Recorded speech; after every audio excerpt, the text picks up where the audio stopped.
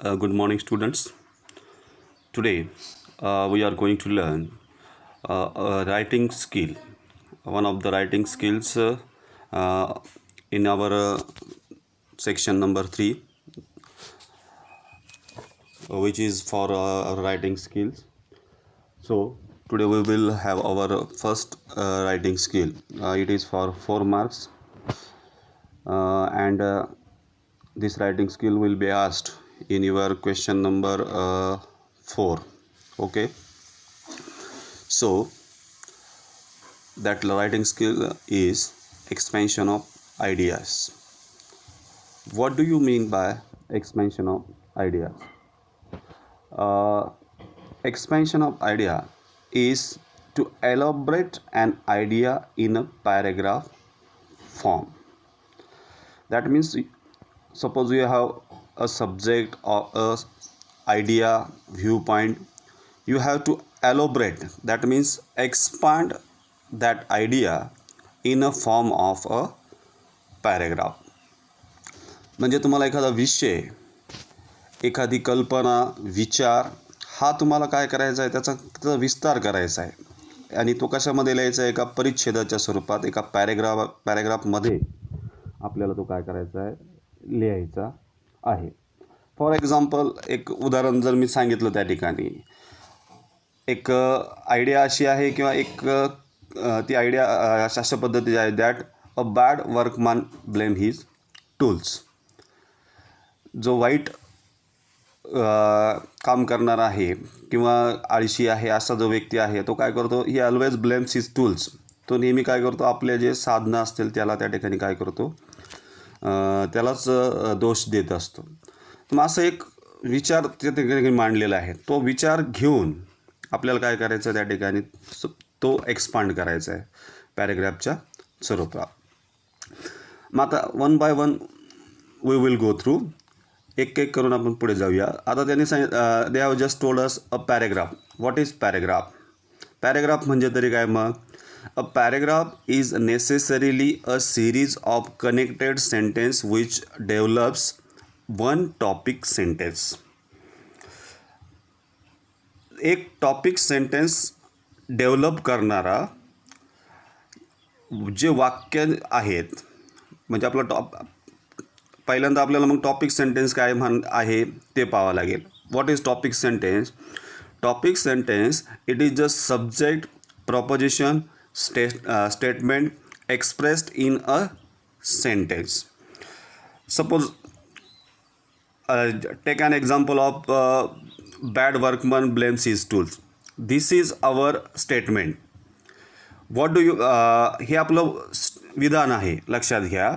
आता हे जे आपलं विधान आहे ते एक्सप्लेन करणारं जे सेंटेन्स असेल, जे वाक्य असेल, that is called as a topic sentence. त्याला काय म्हणायचं मग? Topic sentence. फॉर आता जे आपण एक्झाम्पल घेतलं आहे, a bad workman blames his tools, तर त्याच्यामध्ये टॉपिक सेंटेन्स त्या ठिकाणी आपलं काय आहे, the bad workman is blaming his tools. तर द मिनिंग ऑफ प्रोव्हर. मग आता त्यात आपल्याला त्याचं एक्सप्लेन आपण ज्या वाक्यात करणार आहोत, that is called as a topic sentence. आता त्याचा टॉपिक सेंटेन्स कोणता असेल पहा. Our success does not depends on what kind of tools we have, but how to use them. A person have all the equipments in the world, but if he does not know how to use them, he can never complete a job successfully. This is called a topic sentence. याला म्हणायचं topic sentence. कशाचा? आपण आपलं जे विषय आहे, a bad workman blames his tools, हे जे आपलं स्टेटमेंट आहे ते एक्सप्लेन करणारं, म्हणजे त्या ठिकाणी स्पष्टपणे ज्या वाक्यामध्ये आपल्याला ते एक्सप्लेन होतं, that is called as a topic sentence.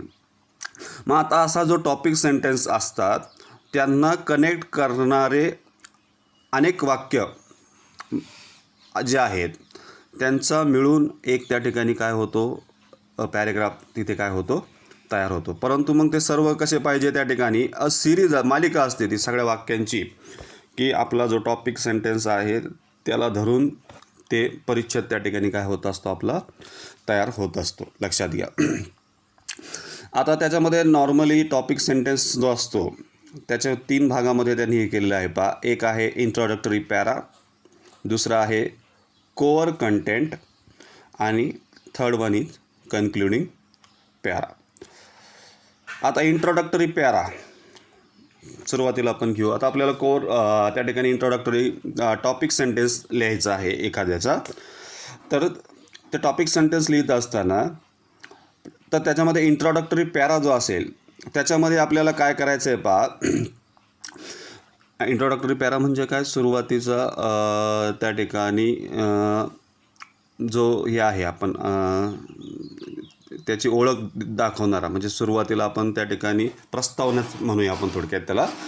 तर प्रस्तावनेच्या जी असते तर नेमका विषय काय आहे ते आपल्याला त्याच्यामध्ये आपल्याला काय करावं लागेल, मेन्शन करावं लागेल. कसं पहा, a good paragraph is always associated with a topic sentence. कुठलाही पॅराग्राफ चांगला पॅराग्राफ असेल तर त्याच्यामध्ये जो आपल्याला विषय मांडायचा आहे ते विषय व्यवस्थित आपल्याला त्या ठिकाणी ते वाक्य जे आहे ते त्याच्यामध्ये आले पाहिजे. आणि normally it should B either at the beginning, तुम्ही सगळ्यात सुरुवातीला जर घालू शकता टॉपिक सेंटेन्स, किंवा मध्यभागावरती सुद्धा तुम्ही त्याचं एक्सप्लेनेशन करू शकता, किंवा मिडलमध्ये सांगितलं आहे ऑर द एंड, शेवटीसुद्धा. परंतु नॉर्मली तुम्ही सुरुवातीलाच त्या ठिकाणी करावं असं मला वाटतं. मी मगाशी जसं सांगितलं ना, एक्सप्लेन केलं पहा, बॅड वर्कमन ब्लेम्स हिज टूल्ससाठीचं एक्सप्लेनेशन जसं होतं, it should be at the beginning why it is like this. मग हे का आहे, हे वाक्याचं एक्सप्लेनेशन काय आहे हे आपल्याला इंट्रोडक्टरी पॅरामध्येच आपल्याला त्या ठिकाणी काय करायचं आहे, द्यायचं आहे. आता हे प्रोवर्ब त्या ठिकाणी आहे. Suppose as you sow you will reap. जर तुम्ही जसं पेराल तसं उगवेल असं जर तुम्हाला सांगायचं, मग तुम्हाला ते एक्सप्लेन करावं लागेल. कसं, our deeds, whatever the deeds we will done will give us the consequences of those deeds will we have to face in the future. म्हणजे त्याचे परिणाम आपल्याला भविष्यात काय करावं लागतील त्याचे त्या ठिकाणी हे करावं लागेल, हे आपल्याला एक्सप्लेन करावं लागेल. लक्षात आलं. म्हणजे आज आपण आज जे प्रेझेंटमध्ये जे हे करणार आहोत त्याचं फ्युचरमध्ये आपल्याला त्याचं परिणामांना काय करावं लागणार आहे, सामोरं जावं लागणार. This is explanation.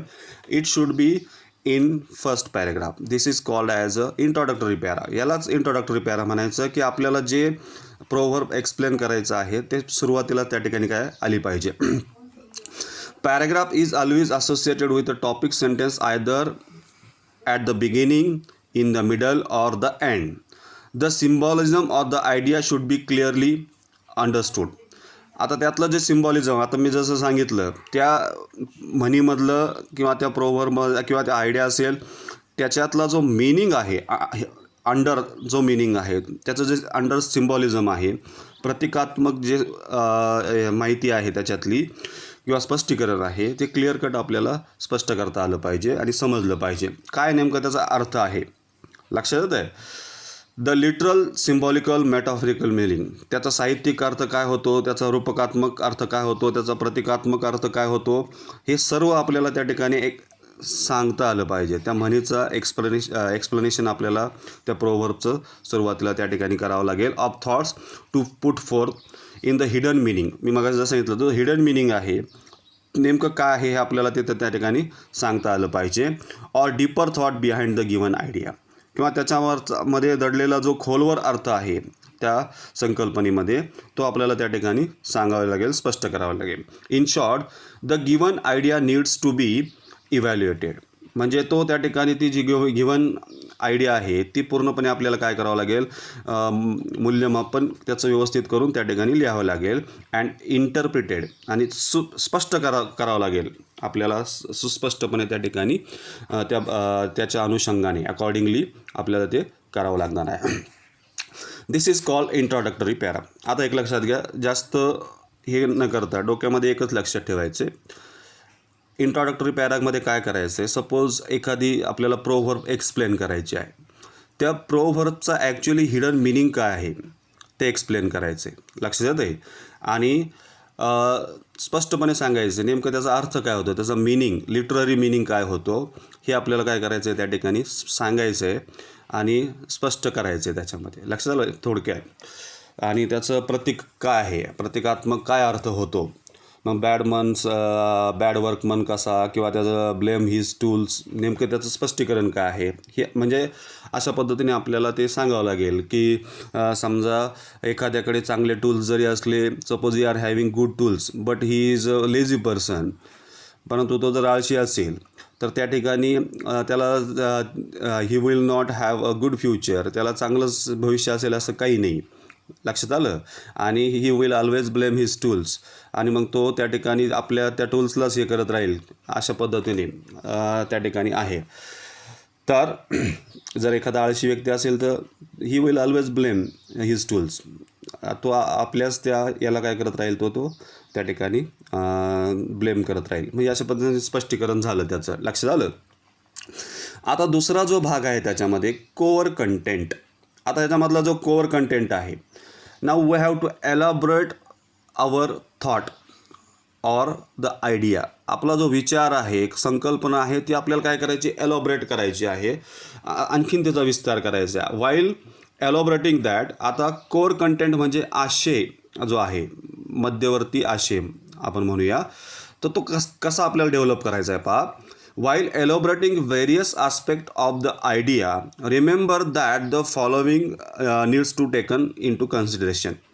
आता काही गोष्टी खाली दिलेल्या ज्या आहेत त्या आपल्याला ध्यानात घ्याव्या लागतील. एक, एक्सप्लोर पर्स्पेक्टिव्स, तुमचा जो दृष्टिकोन आहे तो एक्सप्लोर करा. गिव्ह इन्स्टन्सेस, त्याला रिलेटेड अशी काही उदाहरणं द्या. मग कशा पद्धतीने त्या ठिकाणी असं आहे. समजा त्या ठिकाणी आता आपण बॅड वर्कमन्स घेतलं होतं, bad workman blames his tools, मग तुम्ही त्याचं एक्झाम्पल देऊ शकता. फॉर सपोज त्या ठिकाणी एखादं उदाहरण असेल किंवा एखादी एन्कोडॉट दिले त्यांनी तिथे पहा. एन्कोडॉट म्हणजे एक इंटरेस्टिंग अशी स्टोरी त्याच्याशी रिलेटेड असेल त्या विचारांशी, तर ती आपण त्या ठिकाणी देऊ शकतो. किंवा काही एक्सपिरियन्स, काही अनुभव असतील तर ते आपण स्वतःचे self experience or the others experiences, स्वतःचा अनुभव किंवा इतरांचे अनुभव आपण त्याच्यामध्ये त्या विचारांशी रिलेटेड आपल्याला काय करावं लागतील, द्यावे लागतील. दुसरं त्या ठिकाणी there should be unity and clarity of thoughts. आपण हे सगळे विचार मांडत असताना सुस्पष्ट असे आपले त्या ठिकाणी काय असावे, विचार असावे, आणि त्याचं युनिटी असली पाहिजे, एकत्रीकरण व्यवस्थित झालं पाहिजे असं आपण म्हणूया. त्यानंतर मेंटेन द कोहरन्स, त्या ठिकाणी एक तर्कसंग आपण म्हणतो, हे जे आहे एकमेकांशी रिलेटेड असे विचारांची मालिका आपण त्या ठिकाणी मांडता आली पाहिजे. लॉजिकल लिंक असली पाहिजे. तार्किक असा दुवा एकमेकांमध्ये, एक वाक्याचा दुसऱ्या वाक्याशी संबंध असला पाहिजे. नाही तर एक वाक्य वेगळ्या पद्धतीने लिहायचं किंवा तिथे मांडायचं आणि दुसरा विचार वेगळाच अशा पद्धतीने नको आहे. एकमेकांशी रिलेटेड ते त्या ठिकाणी असले पाहिजे. Maintain the coherence, logical link between the two distinct points between the sentence. For this discourse markers, conjunctions and conjunctive phrases can be used. आता याच्याकरता तुम्ही काही डिस्कोर्स मार्कर्स असतील, कंजंक्शन्स असतील किंवा कंजंक्टिव्ह फ्रेजेस असतील. आता त्याने डिस्कोर्स मार्कर्सचं एक्सप्लेनेशन दिलेलं आहे पहा, तुमच्या पेज नंबर 99वरती आहे ते. लक्षात आलं. 99वर आणि 100वरती दोन्हीवरती आहे ते. तुम्ही ते वाचावं म्हणजे डिस्कोर्स मार्कर्स काय आहेत याची आयडिया तुम्हाला येऊन जाईल. त्यानंतर proportion of emphasis is an important aspect. आता त्याचा जो प्रॉपोर्शन जो आहे, कुठल्या गोष्टीला त्या ठिकाणी महत्त्व दिलं पाहिजे, कोणता इम्पॉर्टंट आहे, लेस इम्पॉर्टंट माहिती कोणती आहे, हे आपल्याला काय करता आलं पाहिजे, त्या ठिकाणी करता आलं पाहिजे. नाही तर मग जे काही आपण म्हणतो रिलेटेड माहिती नसेल तिच्यावरतीच आपण एम्पॅसिस केलं, जोर दिला, it will not good for our expansion. आपलं जे एक्सपेन्शन आहे त्याच्याकरता ते चांगलं ठरणार नाही. म्हणजे तो जो प्रॉपोर्शन आहे, what is the main idea, important idea, important ॲस्पेक्टला किती. आता त्यांनी सांगितलं इम्पॉर्टंट ॲस्पेक्ट असेल तर त्याला जास्त जागा दिली गेली पाहिजे, किंवा जो कमी असेल तर त्याला कमी महत्त्व दिलं पाहिजे. तर त्या ठिकाणी मग त्या महत्त्वाचा जो आपला थॉट आहे तो कुठे जाणार नाही. तर लक्षात आहे. Remember this is the most creative part of demonstrate your language. आणि सगळ्यात महत्त्वाचं तुमचं जे लँग्वेज स्किल आहे, अलंकारिक भाषा असेल काय असेल, इथे तुम्हाला छानशा पद्धतीने ते त्या ठिकाणी मांडता आलं पाहिजे. लक्षात आलं. त्याचा यूज करण्याचे हे सर्वोत्तम साधन त्या ठिकाणी ठरेल. त्यानंतर आता हा काय झाला कोअर कंटेंट. लक्षात आलं. आता म्हणजे थोडक्यात आता मी सांगतो. पहिलं आपण काय केलं इंट्रोडक्टरी पॅरा मध्ये काय केलं, समजा एखादी म्हण असेल तर त्याचं काय केलं त्याला त्याचं मीनिंग सांगायचं आहे. लक्षात आलं. आणि एक्सप्लेन करायचं कशा पद्धतीने. त्याच्यानंतर कोअर कंटेंटमध्ये काय करायचं आहे आपल्याला, आता तो थोडासा विस्तार करायचा आहे त्याचा आणि त्याच्या संदर्भातली काही उदाहरणं द्यायची आहेत. एखादी रंजक स्टोरी असेल, आता फॉर एक्झाम्पल मी तुम्हाला सांगतो आता a bad workman's blame is tools. आता ह्याचं जर आपल्याला उदाहरण घ्यायचं ठरलं, 2 शेतकऱ्यांचं तुम्ही त्या ठिकाणी उदाहरण देऊ शकता. There are 2 farmers.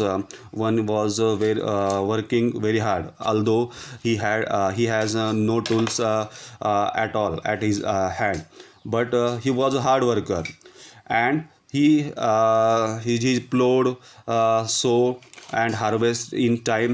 त्याने आपल्या याच्यामध्ये योग्य वेळेस नांगरणी केली, पेरणी केली आणि हार्वेस्टिंग केलेलं आहे. But on the other hand his friend who was quite lazy, he has a lot of tools in his hand, but due to his laziness he never worked.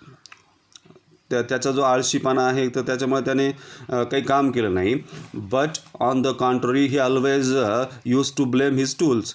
तर तो आपल्या त्या साधनांनाच तो काय करायचा त्या ठिकाणी नाव ठेवायचा. मग त्याचं कॉन्सिक्वेन्सेस काय झाले, व्हॉट हॅपन, तर घडलं काय, the person who was a hard working person had yield a lot. त्याने आपल्या शेतामध्ये भरपूर काही पिकवलं. On the other hand a lazy person who use to blame his tools had nothing gain. त्याला काहीच प्राप्त झालेलं नव्हतं. हे अशा पद्धतीने आपण काय करू शकतो त्या ठिकाणी एक्सप्लेन केलं. एक स्टोरी त्याच्याशी रिलेटेड मी काय केली त्या ठिकाणी सांगितलेली होती. तर दिस इज म्हणजे त्या आपण this is a core para किंवा core content we can say. हा असे विस्तार झाला थोडक्यात. तर मग आपण तो जो आपण विचार मांडलेला आहे तर त्याचं थोडं मी काही उदाहरण देऊन काय केलं त्या ठिकाणी स्पष्ट केलेलं आहे. म्हणजे इंट्रोडक्टरी पॅरामध्ये काय करायचं आहे तुम्हाला, सुरुवातीच्या पॅराग्राफमध्ये त्या म्हणीचा तुम्हाला काय करायचं आहे, त्या प्रोव्हर्ब असेल किंवा तो आयडिया असेल, सब्जेक्ट असेल, त्याचं थोडक्यात एक्सप्लेन करायचं आहे. लिटररी मिनिंग काय आहे, त्याचा साहित्यिक अर्थ काय होतो, हिडन मिनिंग काय आहे हे तुम्हाला पहिल्या पॅराग्राफमध्ये सांगायचं आहे. सेकंड पॅराग्राफमध्ये काय करायचं आहे तुम्हाला त्याचं एक्सप्लेनेशन थोडंसं आणखीन विस्तार करायचा. ते विस्तार करत असताना वेगवेगळे अनुभव असतील, वेगवेगळे त्या ठिकाणी विचार असतील कनेक्टेड तर आणि काही गोष्टी असतील तर तुम्ही त्याच्यामध्ये काय करायच्या आहेत ॲड करायच्या आहेत. कशामध्ये, कोअर कंटेंटमध्ये. आलं लक्षात. आता तिसरा जो पॅराग्राफ आहे कन्क्ल्युजन. आता आपल्याला काय करायचं आहे त्या ह्याचा समारोप करायचा आहे. हाऊ त्या ठिकाणी आपल्याला समारोप करायचं असताना आता एक आपण स्वतःचं त्या विषयाबद्दलचा जो आपला व्ह्यू पॉईंट आहे आपण ह्या कन्क्ल्युजनमध्ये त्या ठिकाणी काय करू शकतो टाकू शकतो. आता कसं पहा, at the end we need to sum up. आता आपल्याला समअप करायचं आहे. थोडक्यात त्याचा सर्व जे काही विचार मांडला आहे तो थोडक्यात आपल्याला त्याचं समारोप करायचं आहे योग्य पद्धतीने and with a strong relevant point. तर त्याच्याशी संबंधित असे जे पॉईंट आहेत ते आपल्याला त्या ठिकाणी मांडायचे आहेत. किंवा आणखीन त्याच्याशी रिलेटेड आपण एखादी दुसरी प्रोव्हर्ब असेल ती आपण टाकू शकतो. एक प्रोव्हर्ब एक्सप्लेन करत असताना दुसऱ्या प्रोव्हर्बची सुद्धा समारोपामध्ये आपण ते त्या ठिकाणी घालू शकतो. आता त्यांनी उदाहरण दिलं आहे पहा, टिट फॉर टॅट, जशास तसं आहे का नाही. तर हा एक विचार जर आपल्याला एक्सपांड करायचा ठरला तर मग त्याचा समारोप करत असताना आणखीन एखादी आपण त्याच्याशी रिलेटेड सेम त्या ठिकाणी आहे रिप ॲज यू सो, पेरल तसं उगवेल आणि जशास तसं, हे सेम टू सेम त्या ठिकाणी काय आहे दोन्ही म्हणी आहेत. तर मग कन्क्ल्युजनमध्ये तुम्ही अशा प्रकारे त्या दुसऱ्या म्हणीचा त्या ठिकाणी वापर करू शकता आणि ते थोडेसे एक्सप्लेन करून त्याचा संबंध आपण त्या ठिकाणी लावू शकतो. लक्षात आलं. तर अशा पद्धतीने त्या ठिकाणी आपला एक्सपेन्शन ऑफ आयडिया त्या ठिकाणी लिहावी लागते. आता पुन्हा एकदा थोडक्यात सांगतो काय करायचे. इंट्रोडक्टरी पॅरा, प्रस्तावनामध्ये काय करायचं आहे की जी आपल्याला सब्जेक्ट मांडायचा आहे त्याचा आपल्याला जो वाक्य दिलेलं असेल किंवा प्रोव्हर्ब असेल तर त्या प्रोव्हर्ब असेल किंवा ते सेंटेन्स असेल त्याचा आपल्याला मीनिंग काय आहे, हिडन मीनिंग, तो काय करायचं आहे, स्पष्ट करायचं आहे, सांगायचं आहे, एक्सप्लेन करायचं. ठीक आहे. हा झाला इंट्रोडक्टरी पॅरा. सेकंड पॅरामध्ये ज्यावेळेस आपण जाऊ तर आपल्याला तो विचार जो आहे तो आपल्याला काय करायचं, थोडासा आणखीन वाढवायचा आहे. तो वाढवत असताना त्याच्यामध्ये आपल्याला काही उदाहरणं द्यावे लागतील, काही समजा काही त्याच्याशी रिलेटेड स्टोरीज असेल ते सांगावे लागतील आणि त्याच्याशी आणखीन जे विचार आहेत जुळणारे ते आपल्याला त्या ठिकाणी लिहावे लागतील. आणि कन्क्लुजनमध्ये आपल्याला समअप करायचं आहे, थोडासा त्याच्यावरती निष्कर्ष व्ह्यू पॉईंट आपला द्यायचा आहे. नेमका तुम्हाला काय वाटतं, कशा पद्धतीने आहे आणि तुमचे अनुभव, अशा पद्धतीने ते कन्क्लुजन निष्कर्ष तुम्हाला काय करायचं आहे किंवा समरअप तुम्हाला काय करायचं आहे त्या ठिकाणी लिहायचं आहे. आणि ते देत असताना त्याच्याशी रिलेटेड आणखीन काही विचार असतील, प्रोव्हर्ब असतील सिमिलर, ते तुम्ही काय करायचं आहे कन्क्लुजनमध्ये. दिस इज एक्सपेन्शन ऑफ आयडिया. यालाच म्हणायचं एक्सपेन्शन ऑफ आयडिया. आता एक उदाहरण तुमचं त्या तुम्हाला तुमच्या टेक्स्टबुकमध्ये त्यांनी दिलेलं आहे एक्सपेन्शन ऑफ आयडियाचं. ते उदाहरण असं आहे पहा की points for expansion of ideas म्हणून त्या ठिकाणी दिलेलं आहे पहा. आता त्यांनी एक कन्सेप्ट घेतली, एक विचार घेतलेला आहे. तो असा आहे पहा, लव दाय नेबर ॲज दाय सेल्फ. तुमचे शेजारी जसे आहेत तसं त्यांच्यावरती काय करा, प्रेम करा, असं त्यांनी त्या ठिकाणी दिलं आहे पहा. या ठिकाणी लक्षात येत आहे. An example, let us take the concept love thy neighbour. आता याच्यामधला आता आपला इंट्रोडक्टरी पॅरा आपण सुरू केला. तर आता इंट्रोडक्टरी पॅरामध्ये ॲज आय मेन्शन, जसं मी तुम्हाला सांगितलं प्रस्तावनाचा जो पॅराग्राफ आहे त्याच्यामध्ये तुम्हाला काय करायचं आहे, तो जो कीवर्ड आहे त्याचं मिनिंग सांगायचं आहे आणि त्याचं लिटररी मिनिंग, त्याचा साहित्यिक अर्थसुद्धा तुम्हाला त्या ठिकाणी सांगायचं, एक्सप्लेन करायचं. आता पहा कसं पहा, विचार काय आपला, लव दाय नेबर ॲज दाय सेल्फ. तुमचे शेजारी जसे असतील तसे तुम्ही त्यांच्यावरती प्रेम करायचे. आता पहा, we should love others as we love our self. त्याचा आता की पॉईंट काय आहे त्याच्यामध्ये, जसं आपण स्वतःवरती प्रेम करतो, लक्षात येत आहे, तर त्याचा की पॉईंट असा आहे पहा, we should love others as we love our self. जसं आपण स्वतःवरती जितकं प्रेम करतो, we should learn to love others. आपण इतरांवरती सुद्धा प्रेम करायला त्या ठिकाणी शिकलं पाहिजे. आपण त्या ठिकाणी वी आर क्वाईट सेल्फिश, आपण थोडेसे स्वार्थी असतो, परंतु we should learn to love others also. इतरांवरती सुद्धा प्रेम करायला आपण शिकलं पाहिजे. तर हे जे आहे हा त्याचा की पॉईंट आहे. लक्षात आलं. आता हे की पॉईंट वगैरे आपल्या ह्याच्यामध्ये लिहायचं नाही बरं का, ते असं तिथे जसं दिलं ना की पॉईंट वगैरे असं लिहायचं नाही पॅरेग्राफमध्ये. पॅरेग्राफ डायरेक्ट लिहायचं आहे. त्याच्यानंतर आपल्याला त्याचा मिनिंग सांगायचं आहे.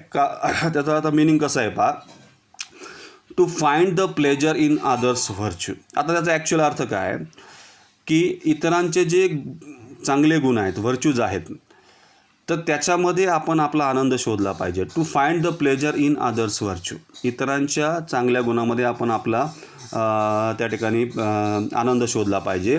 To love means overlook the faults. आता प्रेम म्हणजे काय, actually we have to love, खरंच प्रेम करायचं काय असं नाही. तर what is the actual the meaning, to overlook the faults. आपल्याला त्यांचे जे काही चुका असतील ते आपल्याला माफ कराव्या लागतील. अँड ॲप्रिशिएट द व्हर्च्यूज, परंतु त्यांच्या ज्या काही चुका असतील, वाईट गुण असतील त्याच्याकडे दुर्लक्ष करायचं आहे. अँड ॲप्रिशिएट देअर व्हर्च्यूज, त्यांचे जे गुणधर्म आहेत, चांगले गुण आहेत ते आपल्याला काय करायचे आहेत, ॲप्रिशिएट करायचे आहेत. And forgive others as we forgive ours. As a person it is our tendency that we are use to forgive our selves very quickly. आपण एक व्यक्ती म्हणून एक टेंडन्सी आपली अशी असते की आपण आपल्याला स्वतःला लगेच माफ करतो, but we never forgive others. इतरांना आपण सहजासहजी माफ करत नाही. तर आपल्याला ती टेंडन्सी बदलून आपल्याला काय करायचं आहे, as we forgive our selves we should forgive others also. जसं आपण स्वतःला माफ करतो तसं इतरांनासुद्धा आपण माफ करायला शिकलं पाहिजे. आता हे आपण काय केलं पहा, एक्सप्लेन केलं. हा झाला इंट्रोडक्टरी पॅरा. जी मेन आयडिया आहे तिचा लिटररी मिनिंग काय आहे आणि कशा आणखीन त्याचं स्पष्टता आपण काय केलेली त्या इंट्रोडक्टरी पॅरामध्ये केलेली आहे. आता जो आपला कोर पॅरा आहे, कोर कंटेंट आहे आशय. दुसरा जो पॅरा आहे त्याच्यामध्ये आपल्याला काय करायचं आहे तर सेंट्रल आयडिया जी आहे, मध्यवर्ती कल्पना, त्याचं एक्सपॅन्शन करायचं आहे. कसं पहा, आता जो आपला टॉपिक काय आहे, लव दाय नेबर ॲज दाय सेल्फ. आता त्याच्याशी रिलेटेड काही हे काय करू शकतो आपण पहा, we should love human being, all human beings are images of God. आपण सर्व मानव जातीवरती प्रेम करायला शिकलं पाहिजे, कारण की सर्व मानवजात ही देवाचीच कृती आहे. देवाचीच त्या ठिकाणी आपल्याला मूर्ती आपल्याला त्याच्या प्रत्येक याच्यामध्ये दिसते मानवी प्राण्यामध्ये. Love is the fundamental essence of all joy. प्रत्येक आनंदाचा जर मूलभूत पाया जर कोणता असेल तर तो प्रेम आहे.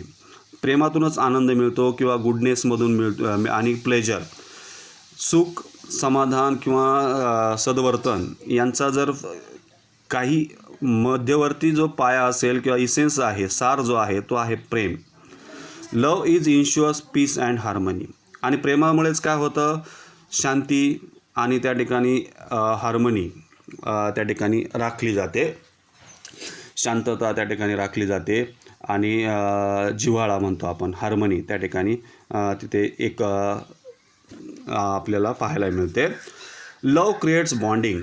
प्रेमामुळे एक स्वरूपाचं बॉन्डिंग, एक बंध त्या ठिकाणी एकमेकांमध्ये निर्माण होतात.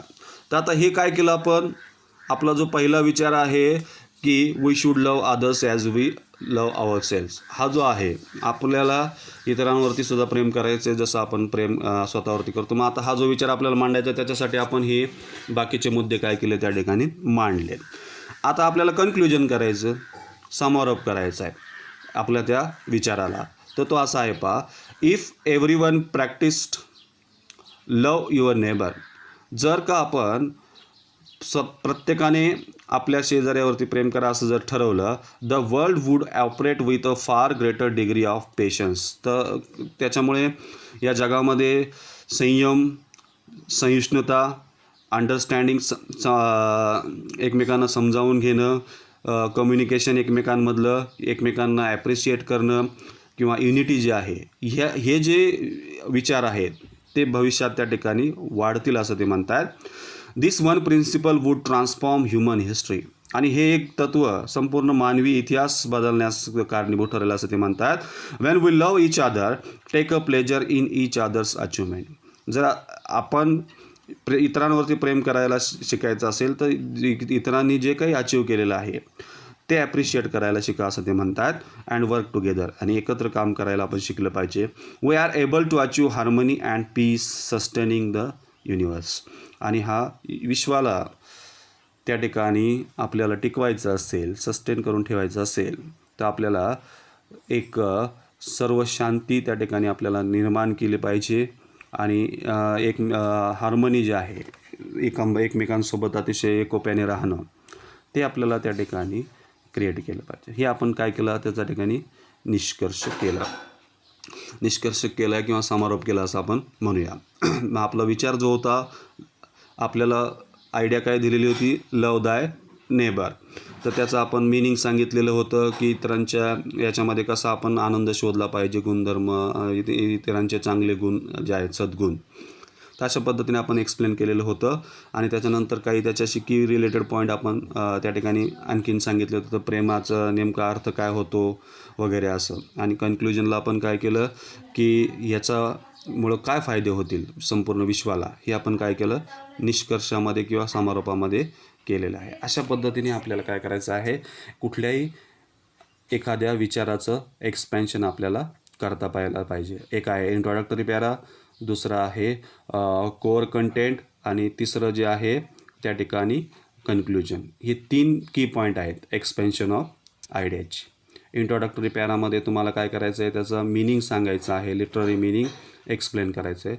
सेकंड जो पॅरा आहे त्याच्यामध्ये तुम्हाला काय करायचं आहे, एक्सपॅन्शन करून, म्हणजे त्याचं आणखीन काही उदाहरणं देऊन आणि हे करायचं आहे, त्याच्याशी रिलेटेड काही वाक्य आपल्याला हे करायचे आहे. आणि शेवटी निष्कर्ष, कन्क्लुजनमध्ये समारोप करत असताना त्याचे काय परिणाम होतील, काय अशा पद्धतीने तुमचे विचार जे आहेत, पॉईंट ऑफ व्ह्यू वगैरे ते तिथे लिहायचे आहे. I think you must have understood. मला असं वाटतं की एक्सपेन्शन ऑफ आयडिया तुम्हाला समजली असेल. तर पुढच्या पिरियडला पुढच्या पिरियडला म्हणण्यापेक्षा तुम्हाला ह्या एक्सपॅन्शन ऑफ आयडियाचे मी त्या ठिकाणी काही उदाहरणं त्या ठिकाणी पाठवेल. ठीक आहे, ओके. आणि काही अडचणी असतील तर तुम्ही माझ्या नंबरवरती कॉल करू शकता. ठीक आहे, किंवा व्हॉट्सअपवरती सुद्धा तुमचे काही मेसेजेस आले तर त्या मेसेजेसलासुद्धा त्या ठिकाणी तुमच्या ज्या काही अडचणी असतील, डाऊट्स असतील ते क्लिअर केले जातील. ओके, ठीक आहे.